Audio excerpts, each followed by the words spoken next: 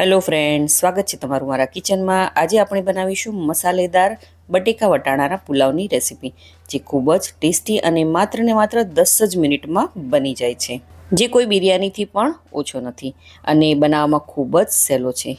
અને આપણે તે પણ બનાવીશું કુકરની અંદર। ક્યારેક કુકરમાં ભાત છે તે લોચા જેવા થઈ જાય, પરંતુ આ વિડીયોમાં હું એવી ટિપ્સ આપીશ કે તમારા જે ભાત છે તે એકદમ છૂટા થશે। નવી રેસીપી શીખવા માટે મારી ચેનલને સબસ્ક્રાઇબ કરજો અને બાજુમાં આપેલા બેલ આઇકોનને જરૂરથી પ્રેસ કરજો, એટલે નવી રેસીપીના નોટિફિકેશન સૌથી પહેલાં તમને મળે। સૌથી પહેલાં મીડિયમ ગેસની ફ્લેમ પર આપણે કુકર રાખીશું અને તેમાં એડ કરીશું 2 મોટી ચમચી જેટલું ઘી। અહીં તમે આ પુલાવ તેલમાં પણ બનાવી શકો છો।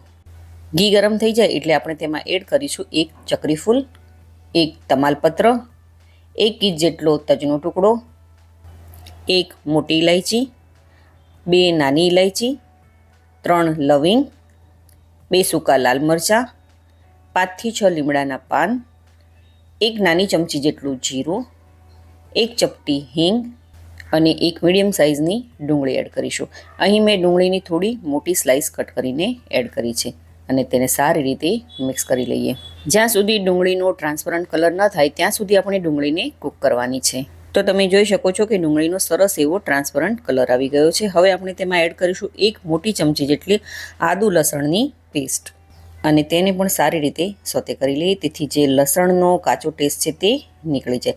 અહીં જો તમે લસણ ડુંગળી ન ખાતા હોય તો તમે તેને સ્કીપ પણ કરી શકો છો। હવે આપણે એડ કરીશું 1 મીડિયમ સાઇઝનું ટામેટું, જેને મેં આવી રીતે સ્લાઇસમાં કટ કરીને લીધું છે અને એકવાર તેને પણ સરસ એવું ટામેટાને ડુંગળી સાથે મિક્સ કરી લઈએ।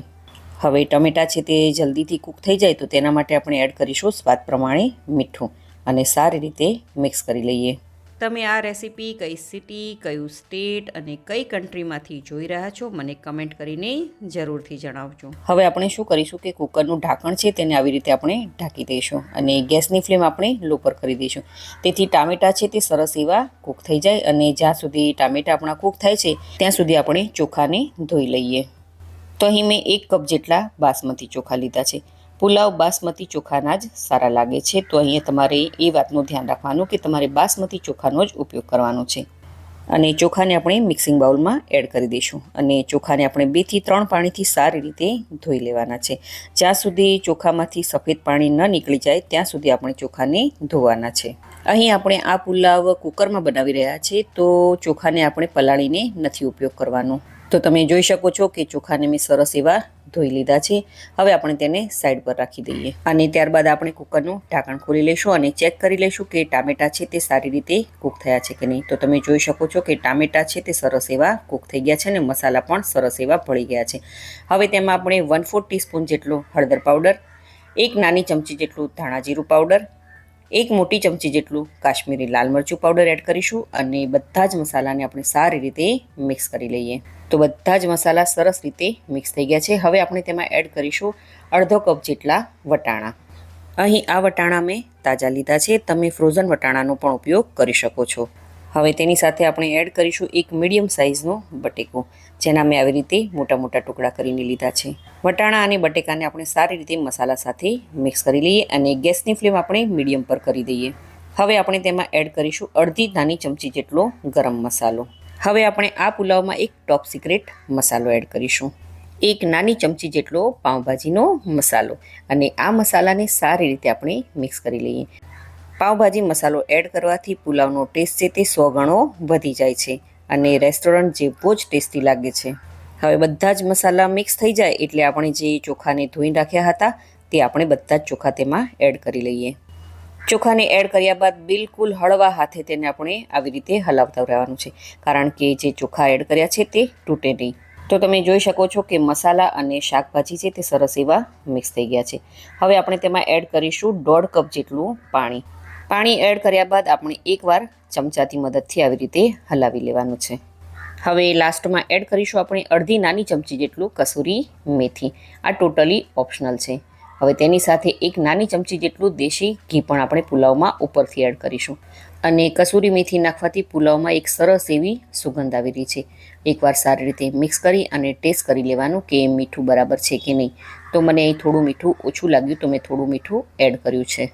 હવે મીઠાને આપણે એકવાર સારી રીતે મિક્સ કરી લઈએ।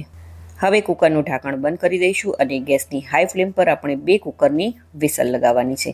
અહીં ગેસની ફ્લેમ આપણે લો અથવા તો મીડિયમ પર નથી રાખવાની, હાઈ ફ્લેમ પર જ આપણે પુલાવને કૂક કરવાનો છે. તો આ વાતનું ખાસ તમારે ધ્યાન રાખવાનું છે. તો કુકરની 2 વિસલ થઈ ગઈ છે અને કુકર પણ આપણું સરસ એવું ઠંડુ થઈ ગયું છે. હવે કુકરને આપણે ખોલીને ચેક કરી લઈએ કે પુલાવ આપણો સારી રીતે કૂક થયો છે કે નહીં. તો કુકરનું ઢાંકણ ખોલતા જ ખૂબ સરસ એવી સુગંધ આવી રહી છે અને પુલાવ પણ સરસ એવો કૂક થયો છે.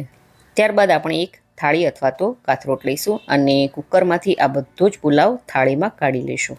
કારણ કે આપણે કેટલીક વાર ભૂલ કરીએ છીએ કે બધો જ પુલાવ જે છે તે કુકરમાં આપણે રહેવા દઈએ છીએ અને કુકરનું ઢાંકણ પણ આપણે બંધ રાખીએ છીએ. તેથી જ્યારે આપણે પુલાવ કુકરમાંથી કાઢીએ છીએ તો જે ચોખા છે એટલે કે ભાત છે તે એકદમ ખીચડી જેવા થઈ જાય છે અને બિલકુલ છૂટા છૂટા નથી લાગતા.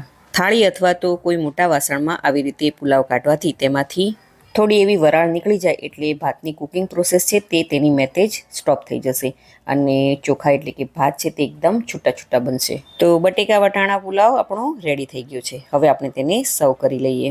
તો અહીં જુઓ બન્યો છે ને એકદમ છૂટો પુલાવ. તો આવી રીતે તમે પણ કુકરમાં પુલાવ બનાવશો તો તમારો પુલાવ પણ 100% ટેસ્ટી અને છૂટો બનશે. તો તમે આ રેસીપી એકવાર જરૂરથી ટ્રાય કરજો. જો તમને મારી આજની આ રેસીપી ગમી હોય તો વિડીયોને લાઇક કરજો અને વધારેમાં વધારે શેર કરજો અને મારી ચેનલને જરૂરથી સબસ્ક્રાઈબ કરજો.